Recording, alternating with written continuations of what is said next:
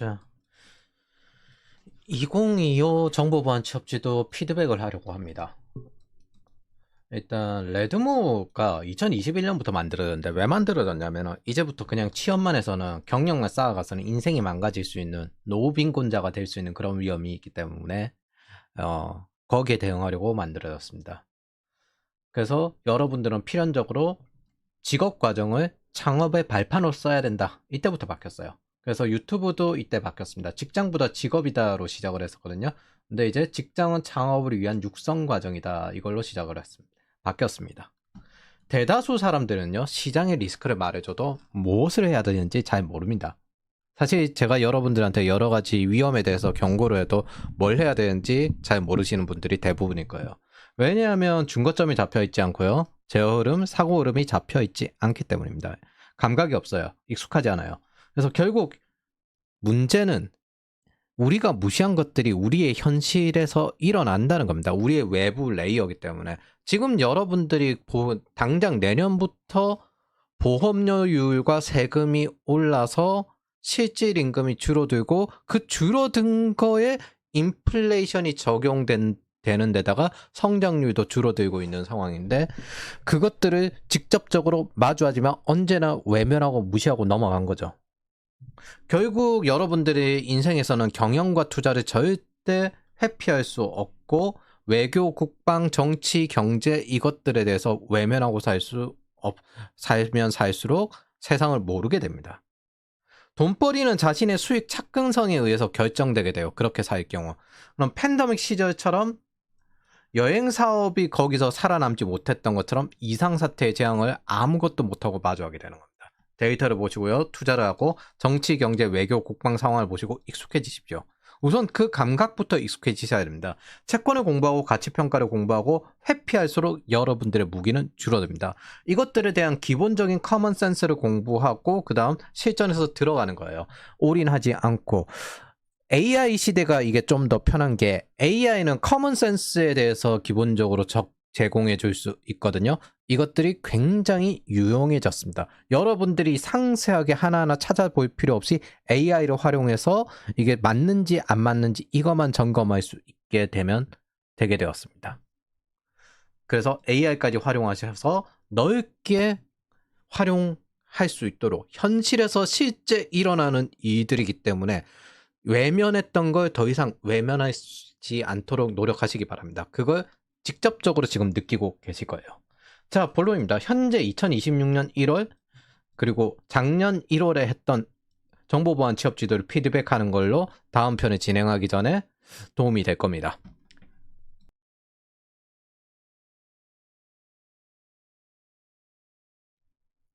자, 25년 부분에서 정치편을 보면요. 이때 처음 정치편이 들어갔는데 여기서 가장 중요한 가치관을 자유로 했습니다. 보수 진보 따위는 중요하지 않고 저는 여기서 적을 명확히 했고요. 이기기 위해서 노력하겠다고 했습니다.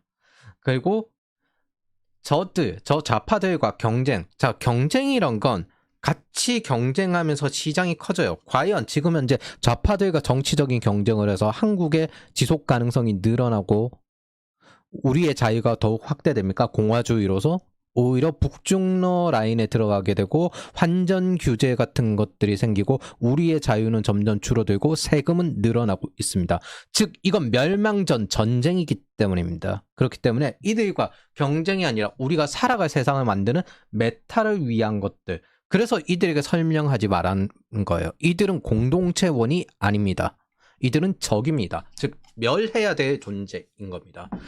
킬이 아니라 운영을 택하라고 했습니다. 그래서 우리는 이때부터 리스크 해칭을 위한 극대화의 시작을 했습니다. 이 리스크 해칭이 뭐냐면요. 안전망을 만드는 건데 예를 들어 우리가 성장, 공부 이런 걸 하기 전에 몸과 정신이 먼저 건강해야 이런 것들 성장, 퍼포먼스를 할 수 있다는 뜻과 같은 거예요. 그게 리스크 해칭입니다. 해지 자산이란 건요. 시스템의 몸과 정신이 되는 핵심 컴포넌트 역할을 하고 그 안전망을 뜻합니다. 그리고 좌파들의 특징은 공공의 안전망을 쌀먹하면서 루팅하면서 자기네들의 몫으로 채우는 족속들입니다. 문재인 같은 경우 국민연금이 고령화 시대에 대비해가지고 축적해놓은 자산을 최대한 많이 쓰게 했고 그 많이 쓰는 대상으로 중국인들이 포함되었죠. 이처럼 좌파들이 하는 방식들은 자신들의 정치적 이익을 통해서 이익을 위해서 이런 것들을 무너뜨립니다. 그리고 그런 식으로 자본을 쌓지 마라라고 합니다. 경제 규모가 커질수록 자본은 안전망 기반으로 점점 확대될 수밖에 없는데 그걸 쌓지 마라. 안전자산들을 쌓지 마라라고 요구를 합니다. 그리고 그걸 무너뜨립니다. 그리고 그걸 자기네들 몫으로 챙깁니다. 자, 이런 것들이 지금 이제 한국의 지속 가능성이 무너지고 있는데 기성세대가 아닌 우리가 살아갈 세상을 만드는 것입니다. 그래서 그때부터 제가 해칭에 공을 들이고 지금 현재 상담을 할 때도 이것들의 기준점으로 시장 선택을 하고 있습니다. 그리고 똑같이 2025년 10월 9일 1410원의 달러 매수를 권한 것도 M2 통화량을 지켜보면서 제시를 한 거고 좋은 성과를 내서 다행이라고 생각을 합니다. M2 통화량에서 지금 현재 한국은행이 MMF를 배제했는데 착각하지 마십시오. 여러분들 삼성전자 지금도 주가 올라가고 있잖아요. 이거 투자 같은 것도요. 위험성이지만 못 먹어도 위험성이에요. 금값이 많이 올라가죠. 저것도 위험성이에요. 화폐 가치가 떨어지기 때문에 상대적인 구매력이 떨어지기 때문에 대다수 사람들은 이런 것들에 대해서 투자해서 다른 쪽에서 돈을 잘 벌고 있다. 저건 위험성이 아니라고 생각을 합니다. 저거 격차가 과도해지면 인플레이션이나 이런 상대적인 구매력 격차나 이런 것들은 문제가 생기기 때문에 그것도 위험성입니다. 그래서 금값은 본원 통화량 유동성의 증가고요. S&P 500은 달러 M2 유동성의 증가입니다. 그리고 이후 정치편에서는 NLPDR과 신자파를 통해서 전략을 분석하고 사회주의자들이 지금 어떤 걸 하고 있는지 이야기했습니다. 팬데믹 인플레이션은 좌파발 그리고 케인즈주의자발 인플레이션이다. 이걸 이야기를 했죠. 국제정치편으로 넘어와서 지금 현재 국제정치에서 신마르크스주의자들인 유럽과 마르크스 레닌주의자인 시진핑 중국이 무엇을 추구하고 있는지 이야기했습니다. 시진핑은 인류 운명 공동체, 메르켈은 다자주의. 이 앞에서 설명한 것들이 좌파는 기본적으로 탈국가주의자고 그리고 탈법치주의자며 그 국가가 없어져야 된다고 믿는 사람들이고 그 사람들이 지금 현재 추구하는 것들이 이 두 가지다 라는 거고 그걸 어떤 식으로 EU, WTO, UN, WHO 팬데믹 동안 좌파의 편을 들었던 특히 중국의 편을 들었던 우한 폐렴 같은 그런 것들에 대해서 이야기를 했습니다. 그리고 미국의 그 당시 대응도 봤는데 미국 같은 경우 바이든이 단기 채권을 엄청 발행해서 옐런했죠. 정확히는 옐런이 단기 채권을 엄청 발행해서 질 것 같았을 때 주가를 끝까지 올리면서 질 것 같았을 때 다음 정권에 던졌어요. 그리고 트럼프 정권이 초창기에 그걸 맞았는데 사실 이걸 문재인도 했습니다. 문재인이 시작할 때 롤오버가 30조였는데 윤석열이 시작할 때 인플레이션과 삼고 쌍둥이 적자 시점인데 80조로 받았습니다. 딱 한 해 만에 40조가 올라갔어요. 베센트는 이거에 대응해서 지금 현재 그 당시에는 디플레이션을 추구할 수밖에 없었는데 의도적 디플레이션 시험에 대해서 제가 그때 이야기를 했고 지금 이게 가능한 것처럼 보입니다. K자형 회복은 어쩔 수가 없어요. 안 그러면 국가가 망하는데. 그래서 시스템을 유지하기도 하지만 그 대중이 배급을 지지한 대가기도 하면서 동시에 이 K자형 회복이라고 하는데 바이든 때를 기억을 해야죠. 바이든 때 인플레이션은 일하면서 가난해지던 인플레이션이었습니다. 근데 지금은 그 정도는 아니에요. 위쪽만 소비를 하고 있다고 문제라고 이야기합니다. 그게 지금 현재 언론들이 짓거리는 것들입니다. 이전에 일하면서 가난해지던 그 상황에서 이제 일하면서 버틸 수 있는 상황으로 개선을 했는데 소비가 위쪽만 좋아진다. 이걸 이야기하고 있습니다. 이게 지금 현재 언론들이 하는 짓거리입니다. 자, 그리고 국제기구에 대해서 이런 것도 쭉 이야기했는데 2026년 1월 현재 UN을 탈퇴했습니다. 사실상 중국과 EU에 지금 소굴이 되었고 목적은 다자주의 그리고 시진핑 인류 운명 공동체를 추구하기 위한 목적으로 활용되고 있죠. 자, 그리고 베센트가 이때 이야기한 거고 베센트는 메인 스트리트를 중시하겠다. 그래서 지금 현재 제조업을 열심히 키우고 있죠. 이게 군사력으로 관련되어 있으니까. 특히 미국 경제는 정부 지출 의존 탈피를 위한 디톡스가 필요하다라고 했는데 실제로 인플레이션을 잡으면서 미국 경제의 경우에는 통화량이 줄었습니다. 긴축 중인데 유통 속도는 늘었어요. 유럽도 똑같이 긴축 중이거든요. 똑같이 긴축 중인데 유럽은 저 유통 속도가 늘지 못했죠. 아직까지도 인플레이션을 제대로 못 잡고 있습니다. 물가는 안정적이고요. 실질 GDP는 증가 중입니다.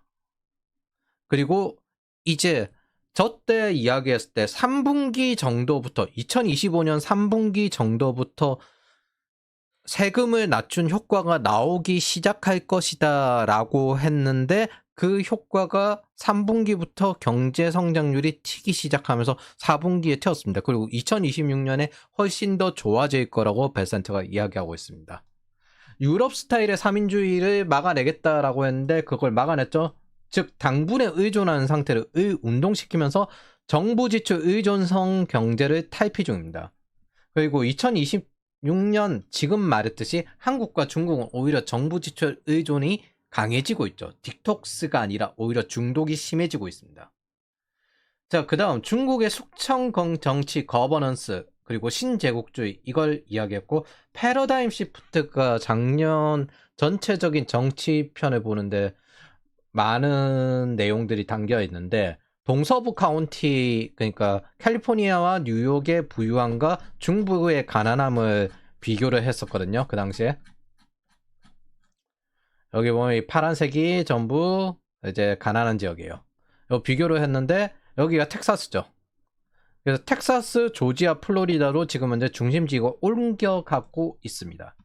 그리고 26년 현재는 중남부 내륙 중심 경제로 바뀌고 있다. 금융기업들이 많이 옮겨가고 제조업들도 많이 옮겨가고 조지아, 플로리다, 텍사스 요 세 군데가 지금 현재 중심적으로 올라가고 있다. 라고 이야기했습니다. 반면 이것들이 내생적 성장의 목적인데 외생적으로 자유무역 기반에서 외생적에 의존해서 성장하다가 이제 내생적으로 성장시키는 기반을 갖추고 있는데 사실 유럽도 중국도 미국도 모두 2025년 1월에 그걸 하려고 했다고 말을 했어요. 그런데 지금 현재 실제로 달성된 걸 보면은 미국 말고는 없어요. 오히려 심화되고 있는 건 중국과 유럽입니다. 즉 이것들의 성장이 왜 중요하냐면요. 이게 성장 모델이라는 경제 체제의 사상에 의해서 각 블록 경제가 선택을 해서 들어가기 때문입니다. 아, 나는 미국 따라가면서 미국 편을 할래. 그럼 거기서 경제 안보라는 측면으로 해서 경제를 성장을 위해서 같이 안보만까지 유지를 하는 거예요. 즉 세력 키우기가 이걸로 결정이 나게 됩니다. 개인적으로 이거에 대해서 물으면 정부 지출이 지속되는 한 미국만 성장한다고 생각하고 있다. 즉 중국과 유럽이 저런 식으로 지출하는 이상은 미국만 성장할 거다라고 생각하고 있는데 미국만 성장하고 있습니다. 내년 세계 경제 완만한 둔화가 될 것이고 주요국 미국과 성장률 상승 특히 미국도 글로벌을 디플레이션화 시켜야 되고 중국도 글로벌을 디플레이션을 수출해 버려야 되고 자기네들 디플레이션을 수출해야 되기 때문에 중국도 수출해서 중독시켜 버려야 됩니다. 근데 미국은 차단해서 중독에서 벗어나는데 미국이 그간 전 세계에 돈을 뿌려주고 있었거든요. 그래서 미국은 그걸 끊어버렸기 때문에 수요가 줄어서 디플레이션화 되고 중국은 자기네들이 물자를 수출해야 되기 때문에 디플레이션을 수출하는 방식이 됩니다. 그렇기 때문에 글로벌은 디플레이션화 될 거라고 작년부터 이야기를 해왔습니다. 자, 유럽식 성장은 끝났어요. 유럽은 아예 성장을 안 했죠, 사실은. 유럽을 흉내내던 캐나다도 망했습니다. 중국식 성장 택도 없고요. 캐나다 지금 현재 망하고 있죠. 전부 다 몰락한다는 소리밖에 없어요. 모두 캐나다 경제가 무너지고 있다고 이야기합니다. 경제에서 규제는 가득하면서 돈은 뿌리는 수요주의 경제학을 범죄에서는 규제는 잔뜩 풀어주는 교화주의 비범죄 저는 이거 교화주의라고 안 합니다. 이거 방임주의지 솔직히. 교화는 있잖아요. 교도소가 세고 엄벌주의가 될 때 교화가 됩니다. 아, 절대 범죄를 저질러서는 안 되겠구나. 근데 이건 교화주의가 아니라 방임주의죠. 그러다 보니까 경제는 규제를 했으니까 경제는 뭐 죽어가고요. 치안은 규제를 풀었으니까 치안은 무너지고요. 이거죠. 유럽식 경제 성장은 끝났습니다. 망했습니다. 이 흉내를 다시 바이든 때 내었을 때도 미국도 처참해졌습니다. 그게 우리가 겪은 팬데믹 버블이에요. 근데 한국은 문재인 때 겪고 다시 하고 있어요. 정신을 못 차린 거예요. 오직 정치 세력, 배급 족속과 저 정치 세력, 시민단체 때문입니다. 미국의 외생적 성장 모델에서 내생적 성장 모델로 바꾸는 이 과정을 보면요. 일단 작년에 미국이 패권 놓아버렸을 때 글로벌이 침체된다고 했어요. 미국이 전 세계에 소비를 해주고 있었기 때문에. 맨날 자파디라는 소리는 미국이 뜯어간다고 하는데 미국이 항상 손해를 봐주고 있었기 때문에 먹고 사는 겁니다. 그게 자파들이 근본적으로 잘못 이야기하는 것들인데 자파들이 하는 소리는 이거예요. 생산 물자가 있는 곳이 왜냐면 마르크스기 때문에 마르크스 기준점으로는 생산 시설이 핵심이고 생산 물자가 있는 곳이 오직 가치다 라고 인식을 합니다. 그런데 얘네들은 항상 하는 게 수출을 해야만 살아남아요. 중국도 그렇고 유럽도 그렇고 이 족속들은 그 존재 자체가 폰지 사기 같은 족속입니다. 존재 자체가 사람에게 해악을 미치는 폰지 사기 같은 족속입니다. 그래서 내생적인 문제는 연준의 통화정책뿐이라고 했습니다. 바이든의 기후 시스템은 모두 배제했고요. 사실 이 편이 가장 중요하긴 해요. 이 패러다임 시프트. 여기에 적혀있는 게 동맹국 결집과 금융가가 아니라 메인스트리트 위주의 경제가 돌아갈 거다. 그래서 이런 것들을 공유를 했었거든요.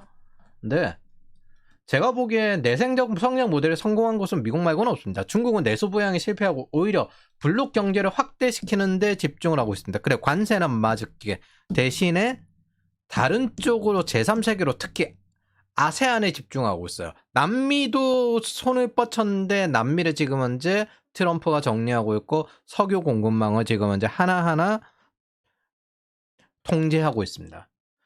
한국은 중국의 자유체제 유지를 지금 돕고 있고요. 작년에도 그 말을 했는데 좌파들은 그렇게 돕고 있습니다. 우리가 돕고 있는 게 아니라 이 좌파들이 돕고 있죠. 무비자도 한국 이주도 중국 내부의 불만을 해소하기 위한 것뿐입니다. 왜냐하면 중국의 실업률은 감당하지 못하는 수준이니까 한국에 들어와가지고 먹고 살아야 되니까. 미국에 강제로 도망갔던 거랑 똑같습니다. 이 족속들은 자기네들 국가에서 자유를 찾지 못하면서 한국에 들어와서 자유를 찾고 미국에 들어와서 자유를 찾습니다. 공산당 아들, 딸들은 자유 진영으로 나가 있어요. 자기네 나라에 있지 않고. 좌파들의 특징이죠. 미국을 매우 좋아합니다. 제가 정확히 이야기하면 저는 중공인과 중국인을 구분하고 있으며 사실 중국인에서 공산당 인구는 4억인데 나머지 4억은 산속이나 이런 데서 처박혀서 살고 먼보로 그냥 하루 벌어 하루 먹고 살고 이런 사람들이 대다수고 그 농민공들이 그런 지배당하는 족속들인데 그 절반 4억이 그런 식으로 지배당하는 노예처럼 살고 있는 상황인데 거기서 전체 중국인 다를 싫어한다 이렇게 말하기엔 좀 애매합니다. 그래서 저는 중공인 공산당을 싫어합니다. 정확히는 사회주의자를 한국인이라도 싫어합니다. 자유주의자라면 중국인이라도 상관없습니다. 애초에 대한민국이란 정체성을 다문화로 지금 현재 잃고 있는데 이 정체성을 없애는 게 문제지 혈적인 문제가 아니기 때문에.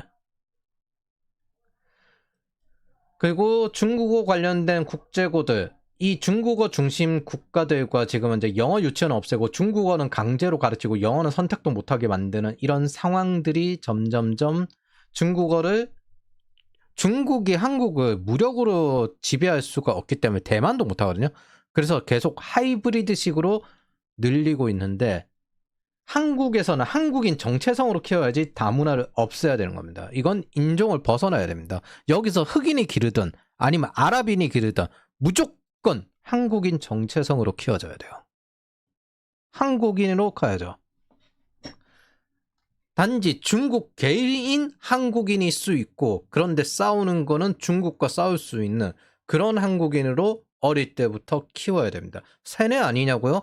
그런데 국가에서 정부 돈 써서 하는 거는 그 공화주의를 지키라고 그 문명 공동체를 지키라고 하는 건데 이 문명 공동체의 혜택을 그대로 받고 정작 자기네들 정체성은 중국인이다 라고 하는 조선족을 키워요?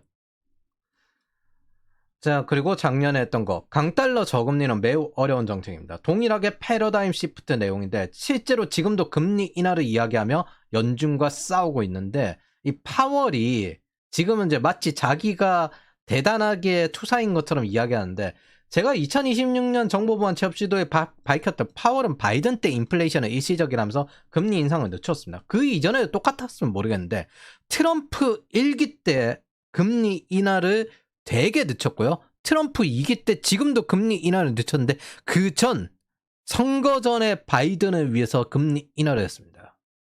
연준 의원들이.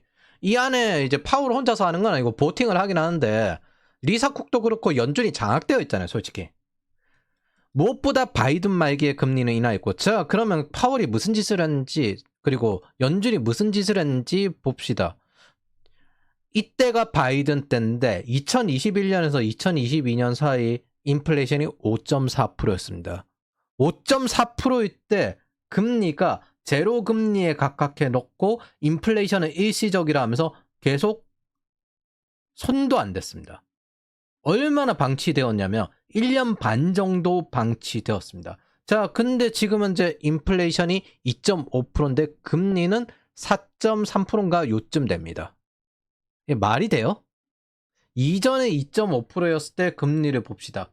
요때가 좀 올랐다고 올렸던 게 2% 됩니다. 이때가 언제냐면 트럼프 일기 때거든요. 야, 바이든 때는 금리가 5%인데도 인플레이션이 5%인데도 금리를 안 올려요. 근데 트럼프 때는 금리가 2% 정도 될까 말까 한데 금리를 올려요. 금리 인상을 해요. 그리고 지금 인플레이션이 2.6% 정도 되는데 금리가 4% 되는데 떨어뜨리지 않습니다. 즉 철저하게 정치적으로 이 영감님이 말하는 것까지 움직이고 있습니다. 이창용도 그렇고. 대체로 경제 관료들이 보면은 평소에 아닌 척 하다가 확 돌변하거나 아니면 압박을 받으면 그대로 비겁해지는 경향이 있는 것 같은데 한덕수 총리가 IMF 때부터 대응하던 사람이거든요. 대단한 사람인데 위증을 하는 것도 그렇고 이창용이 윤석열 시기에는 여러 가지 양적 완화에 대해서 반대하다가 이제 이재명이 될 것 같으니까 양적 완화에 대해서 이야기했다가 뭐 이제 최대한 정치권에 보호하려고 발버둥을 치다가 최근에 이현주한테 버림받았죠, 민주당에서. 그쪽도 민주당이랑 이재명파랑 좀 갈려 있어가지고 정청래랑 이재명이랑 양심이 있는지 모르겠습니다. 여러분들이 이걸 봐도 제정신이 아니라는 걸 알 겁니다. 그때 그래서 만들어진 유명한 사진이 이겁니다. 인플레이션은 일시적. 저 말도 어이없는 게 폴 크루그먼이 내가 틀렸다라고 한 이후부터 금리를 올리기 시작했어요. 그리고 그때 이 짓을 한 당사자인 옐런이 이야기하는 거 이러고 이야기하고 있습니다. 소름 끼쳐 시장 더 우려야 이 소리 하고 있습니다. 네가 올렸잖아. 네가 인플레이션은 만들어 놓고 이 소리를 하면 안 되지. 이게 여러분들이 살고 있는 세상입니다. 저는 누누이 학생들한테 이 말을 합니다. 인간은 당연한 걸 당연하게 못한다. 세상은 절대 정해진 거에 50%도 멀쩡히 안 돌아간다. 그리고 우리는 저런 거대 국가도 그렇게 돌아가고 있다는 걸 알고 있습니다. 즉 AI의 커먼 센스에 기대하는 건 멀쩡하게 당연한 걸 당연하게 돌리길 바라는 겁니다. 그리고 인간은 그것보다 더 못합니다.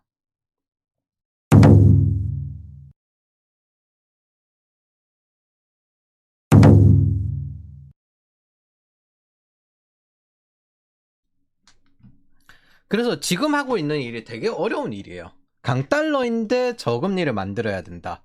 요걸 지금 하고 있는데 이게 내 맘대로 안 되거든요. 저금리 만드는 거. 자, 그래서 현재를 보면 유럽의 균형 성장은 조졌고요. 중국의 외생적 경제 모델에서 내생적 경제 모델을 바꾸는 거 못하고 있고요. 미국은 성공 중으로 보입니다. 금 좀 많다고 해서 커버 될 게 아니거든요. 지금. 리쇼링, 공급망 통제, AI, 원유 통제 지금도 진행되는 게 중국과 함께 성장하는 외생적 성장 모델에서 내생적 성장 모델로 전환하는 이런 과정이 있습니다. 미국은. 외부에 의존하는 거에서 우리 스스로 성장한다. 다 맞는 건 아니었어요. 제가 작년에 이야기한 것 중에. 각국의 뛰어난 공학 비즈니스 인재들은 미국으로 가게 될 것이다. 그래, 지금 비자가 높아지고 있고, 가기 어렵군. 저희 뛰어난 인재들은 이거 다 갈 수 있어요.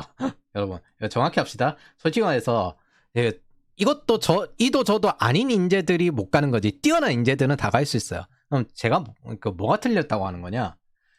이게 못 간다는 뜻이 아니라 탑티어 엔지니어들은 그런 거 상관이 없는데 아예 기업이 이렇게 통째로 넘어갈 줄 몰랐습니다. 토스도 중국 자본 손절하고 미국에 상장하려고 하거든요. 뭐 토스는 뭐 솔직히 미국 그 VC가 처음 투자한 것도 있고. 근데 솔직히 이 정도로 많이 넘어갈 줄 몰랐어요. 야, 생각하는 것보다 훨씬 더 많이 미국에 넘어가고 있습니다.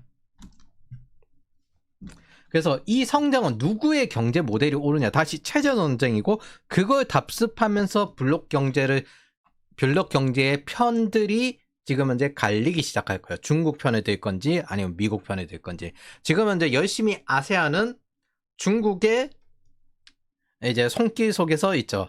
아세안을 열심히 중국이 지금 손을 내밀고 있는데, 그래서 이거 작년에 했던 것들이고, 작년에 이야기했던 것들이고, 예측의 영역이 이게 중요한데, 강달러를 이용한 동맹국 무역 재편, 그리고 대중국 방어를 위한 동맹국끼리 블록 경제를 추구할 것이다.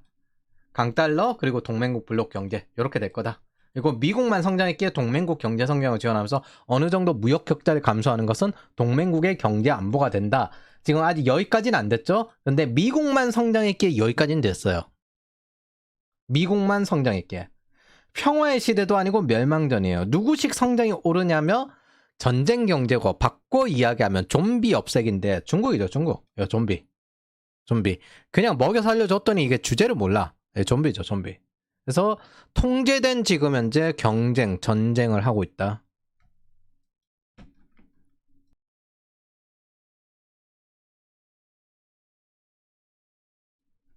자, 금리의 정치화편입니다. 이 트릴레마드 이야기인데, 물가 국제 수지 고용 중 하나는 포기해야 되고, 한국 같은 경우 수출 경제 국가라서 국제 수지 물가를 포기할 수는 없으니까 국제 수지가 좋을 때는 국제 수지를 하고, 국제 수지가 안 될 때는 고용을 늘리고, 요런 구조로 했는데 지금 현재 둘 다 하겠다고 이지랄하고 있기 때문에 난리 났다.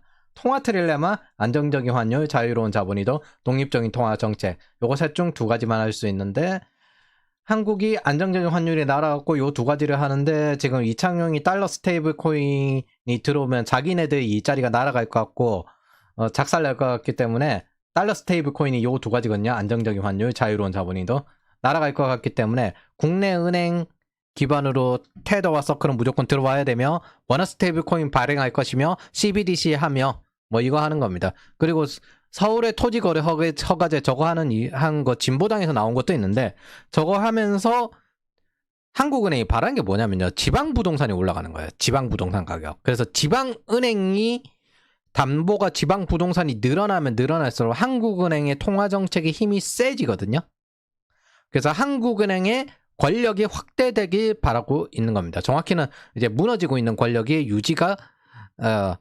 유지를 더 하기 위해서 지방 부동산을 늘려야 되고, 청년 새끼들은 빨리 저기 위로 올라오지 말고 빨리 젊은 날에 인생 망가지란 말이야. 이걸 하려고 하고 있는 겁니다. 그게 지금 현재 이창용이 이전부터 서울대가 뭐 지방으로 가야 되니 이렇게 짓거리는 것도 자기네들 지방 부동산 가격을 올리기 위해서. 절대 서울 부동산을 떨어뜨리지 않습니다. 왜냐하면 서울 부동산 유지하는 것밖에 없어요. 첫 번째는 저게 주담대가 굉장히 안정적이고요. 부동산 대출 가지고 짓거리는 놈들 통계 하나도 안 들고 오죠. 왜냐하면 통계 들고 오면은 말도 안 되거든요. 뭐 GDP 대비 가계부채 그 부동산 주담대 비율이 뭐 70% 뭐죠? 그럼 미국은 안 그런가? 그리고 70% LTV를 하는 거 미국이나 호주나 일본이나 뭐 이런 데는 안 그런가? 우리나라에서 독특한 건 전세밖에 없고 제일 안정적인 게 주담대입니다. 이 뻘소리 짓거리는 놈들이 요즘 유튜브에 많아졌어요. 한국은행장이 뻘소리를 그걸 또 같이 짓거리고 있습니다. 정치화되기 시작하면서. 돈을 많이 뿌렸는데 통화 가치가 환율이 떨어지는 거는 듣도 보도 못한 이론이다. 야, 1차 세계대전 JP 모건이 뭘 했는지 모르겠네? 돈을 너무 많이 뿌려가지고 화폐가치 떨어지는 거, 금을 어떻게 대리해줘가지고 프랑스와 영국의 화폐 가치를 유지시킨 역할을 한 게 JP 모건인데, 야, 그때부터 있었던 걸 지금도 모르겠다고? 그러면 왜 클링턴 때 달러 인덱스는 80으로 내려갔었고, 오바마 때도 내려갔었고, 바이든 때도 내려갔었고, 강달러 하겠다고 네오콘이었던 부시는 어떻게 되고, 트럼프는 어떻게 될까요? 간단합니다. 돈 뿌리면 환율 떨어져요. 그것도 정도 이상 많이 뿌리면. 경제 성장을 해도 떨어질 건 떨어져요. 유튜버들이 뻘소리를 짓거리니까 거기에 말싸움을 하면서 자기 권력 늘리려는 족속이, 제가 웬만하면 이상형 총재 좀 까긴 싫거든요. 어쨌든 인플레이션 잘 잡았으니까. 근데 그 족속이 하는 소리가 똑같이 속여 먹는 소리를 하고 있습니다. 이건 그냥 항상 반복되어 패턴이에요. 아베노믹스 양적 완화를 몇 번이나 했습니까? 전 세계에서 양적 완화할 때마다 화폐 가치는 떨어지고 환율은 떨어졌습니다. 항상 반복되던 패턴, 이것도 200년 하던 게 아닌 패턴을 자기는 그런 이론 듣도 보도 못했다, 케인즈주의자라서 통화 학파를 최대한 부정하나? 유튜버도 개소리를 짓거리고 한국은행장도 개소리를 짓거리고 당연한 걸 당연한 대로 못 돌아가는, 역시 AI보다 못한 그런 상황에 처해 있는 겁니다. 이래서 복잡해요. 예측이 안 돼요.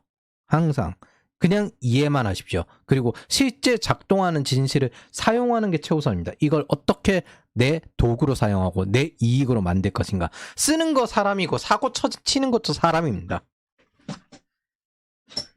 순서는 보시면은 이거 따로 배치를 했는데, 질서고요. 안정적인 환율, 안정적인 물가, 자유, 국제 수지, 그리고 자유로운 자본이동, 통제, 고용, 독립적인 통화 정책, 요렇게 됩니다.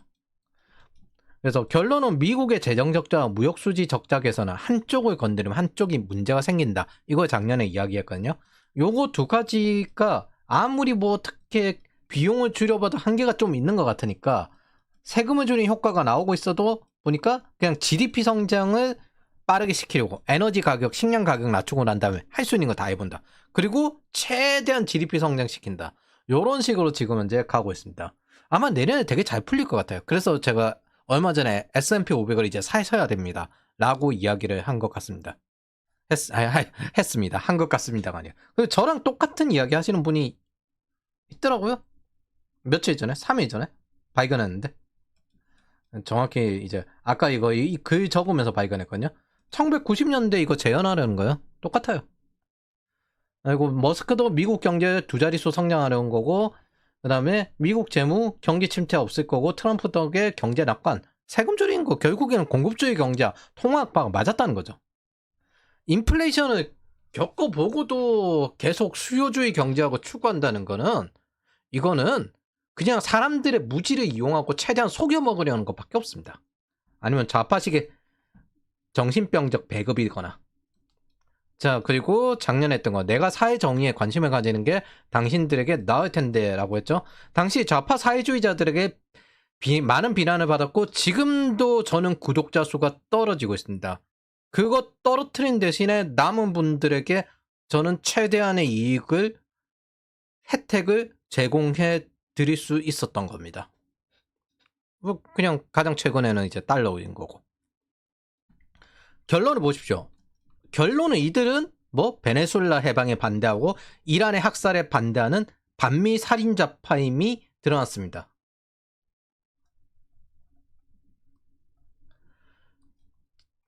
자, 그래서 뭐 너네 부모잖아. 정년연장 너네 부모잖아. 정치부 관심 너네잖아. 니네 우리 때보다 편하잖아. 내가 명랑하게 웃는 것보다 분노하는 게 나을 건데? 라는 말을 했죠. 듣던 말던 선택은 자유고요. 하지만 좌파만은 여기서 절대 정보를 얻어서는 안 될 겁니다. 저는 지속적으로 좌파들에 대해서 살인자파 손절은 생존 지능순 이런 걸 이야기할 겁니다. 이 족속들은 낙인을 놓고 폰지 사기 같은 이 족속들, 재앙 덩어리들은 절대 상종해서는 안 될 족속입니다. 그리고 그걸 다시 개몽시키겠다고 접근하는 햇볕 정책 같은 보수 코퍼러티즘 족속들도 상종해서는 안 됩니다. 자, 그리고 한국편, 작년에 했던 거. 한국편에서 한국의 경제 환경과 전략을 이야기했는데, 이거 아까 말했듯이 우리나라는 물가는 일단 작고, 국제 수지가 좋으면 국제 수지로 우선 재정 적자, 국제 수지로 우선은 정부 부채를 갖고, 그 다음 이제 국제 수지가 떨어질 때가 한 번씩 있기 때문에 그때 고용을 올리는 요 구조로 갔었는데 문재인 이후 이 방법은 무너졌습니다. 수출이 잘 될 때 돈을 뿌리니까 인플레이션이 나오고, 그 다음에 산이 높으니까 골도 깊어요. 즉 쌍둥이 적자 3고를 겪고도 지금 이제 다시 이걸 하고 있거든요. 이재명이. 이거 저는 무조건 스태그플레이션 형이 다시 날 거라고 생각을 합니다. 일자리는 없어지는데 물가는 높고. 그래서 현재 이걸 제대로 하고 있는 건 대만밖에 없습니다. 한국은 소비 쿠폰으로 돈도 밀리고 있어요. 그리고 2026년 제가 연말부터 경고한 게 2026년 3월 크라우딩 아웃이 예상된다고 했습니다. 소비 쿠폰의 영향으로 3월 정도에 크라우딩 아웃이 올 것 같아요. 어차피 수출이야 반도체 기반 빅테크 낙수 효과가 있기 때문에 미국 외생적인데 취업 숫자가 높다고 이야기하고 있거든요. 자, 한국은 평균 구인배수가 0.5고요. 미국은 지금 하락한 구인배수가 0.9입니다. 근데 이런 상황인데 경제활동 참가율이 65%예요. 미국은 62%예요. 경제활동 참가율이 더 높네? 야, 우리나라 사람들 열심히 취업활동하는구나. 미국 62%고 한국 65%입니다. 그리고 점점 증가하고 있죠. 야, 열심히 취업활동하는구나. 무슨 뜻일까요? 노인들과 청년들이 경쟁하고 있습니다. 용돈만 벌어줬다. 질투하면서 할인율을 높인 배급의 대가요. 노인들은 보유세가 점점 올라가고 생존비가 점점 올라가니까 어떻게든 돈을 벌어야만 하는 겁니다. 돈 뿌리는 역겨운 시민단체를 방치한 대가도 이 사람들은 저축에 익숙해져 있어요. 주식이나 이런 데 익숙해져 있는 게 아니라 저축에 익숙해져 있다 보니까 점점 자기의 노후 자금이 녹아가고 있는 걸 경험하고 있고, 물가는 오르고 있고, 세금은 점점 오르고 있고, 결국 은퇴하고 노후를 보내거나 돈을 벌어 파이어족이 되거나 사업을 진출해서 일자리를 만들어야 할 모든 방향을 다 막아놓고 이 좌파 족속들, 배급 족속들, 폰지 사기 같은 재앙 덩어리들은 이것들을 다 막아놓고 고통 기반 프로그램을 만들고 이제 노인들과 청년들, 자기네들의 반대 정치 진영을 경쟁시키고 있는 겁니다. 어떻게든 노예로 만들려고. 무엇보다 우리나라에서 가장 독특한 구조는요, 가계부채가 아니라, 이 가계부채는 맨날 짓거리는데 우리나라에 가장 근본적으로 금융위기를 만들 가능성이 높으며 가장 위험하며 가장 경제 문제가 생기게 만드는 건 생계형 자영업이 많다는 겁니다. 이런 류의 내수 서비스업, 음식, 숙박 자영업, 문화예술, 비거주 복지시설 운영업이 고용의 70%예요. 우리나라 서비스업이 고용의 70%입니다. 이런 류들이 많다는 겁니다. 이게 내수에서 안정적인 내수 기업형이면 모르겠는데 그게 아니라 트렌드를 따르는 아슬아슬한 서비스업 형태들이 70%라는 겁니다. 문화예술 자파들 키우는 것도 같은 맥락이에요. 자기네 자파 지역 족속들이니까. 리짜이밍 이 자식들이 지금 하겠다는 뭐 같습니까? 서비스업 부가가치 비중을 늘리겠다. 성장 엔진을 이걸로 만들겠다. 내수주도 성장도 똑같아요. 자기네들 문화예술 계열 혹은 자영업자 계열 이것들 돈 뿌려서 키우겠다. 그러니 이것들에 대해서 대부분 돈을 쓰는 사람들은 청년 세대들입니다. 당신들이 제정신에 하면 좌파 문화예술인 이런 것들 손절해야 됩니다. 불매해야 됩니다. 나온다? 그러면 그거 보지 말아야 됩니다. 거기에 돈 쓰지 말아야 됩니다.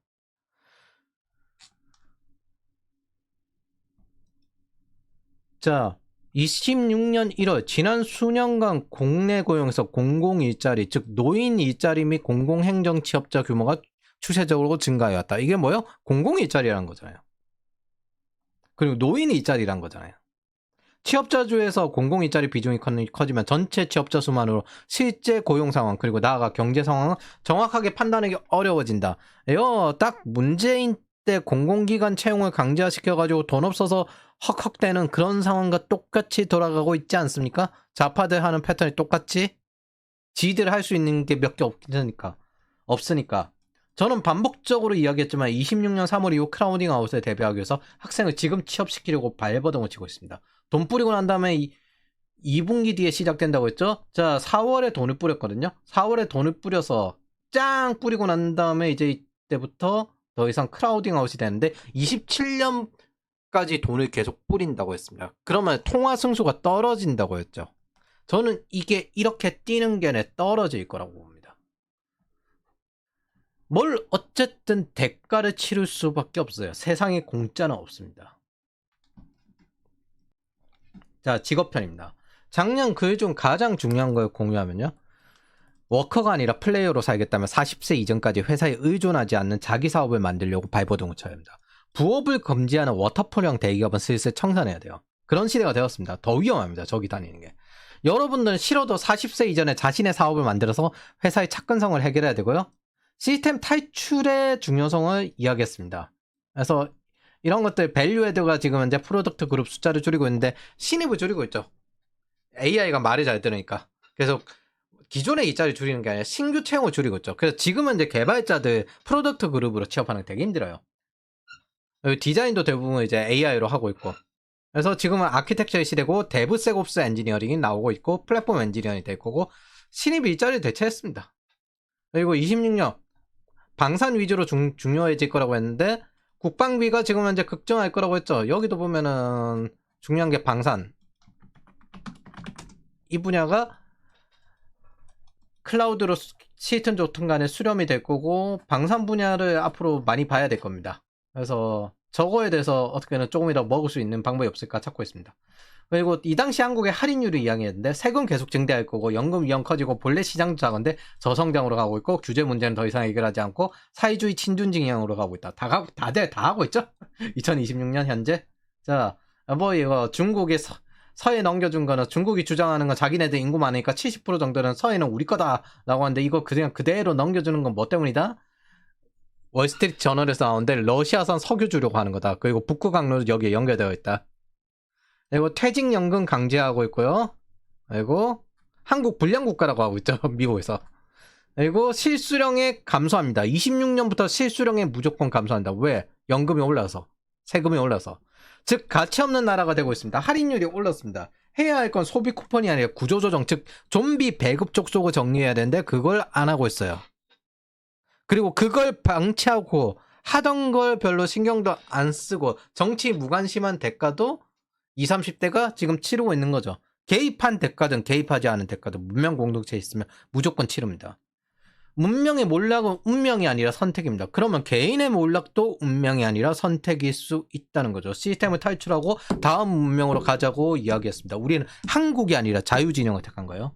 배급견들은 문명의 몰락을 선택한 거고 우리는 자유진영을 선택하는 거고요. 저들이 만든 공동체의 책임을 우리가 안 받도록 노력을 해야죠. 오히려 상황을 이용해야죠. 살인자파 손절은 생존지능성이고 그걸 곱겠다는 햇볕 정책 같은 보수 코퍼러티즘, 저 살인자파들의 지식을 조금이라도 늘려서 힘을 키워주려고 노력하는 이 족속들도 똑같이 살인자파로 취급하고 손절해야 됩니다. 우리는 멸망전, 선멸전을 하고 있는데 지면 존엄을 잃게 돼요. 그런 적에게 설득하고 설명하면서 그들에게 힘을 주려던 자들도 똑같은 적입니다. 무엇보다 이재명이나 민주당이나 좌파 지지자 배급 족속이 이재명이나 민주당보다 좌파 지지자 배급 족속이 약합니다. 즉 이 배급 족속 약점을 물어뜯어야 합니다. 왜냐하면 좌파 정치인은 좌파 지지자들을 착취하니까요. 저들은 자생이 불가능합니다. 저 상황에서 앞으로 더 힘들어질 겁니다. 영원히 배급으로 떨어지게 될 거예요. 여러분들은 그들에게 절대 손을 내밀고 관용을 베풀어선 안 됩니다. 지금은 존엄을 잃게 되는, 자유를 잃게 되는 멸망전에 있습니다. 그리고 이게 어떻게든 우리의 생명을 위협하는 단계로도 올 겁니다.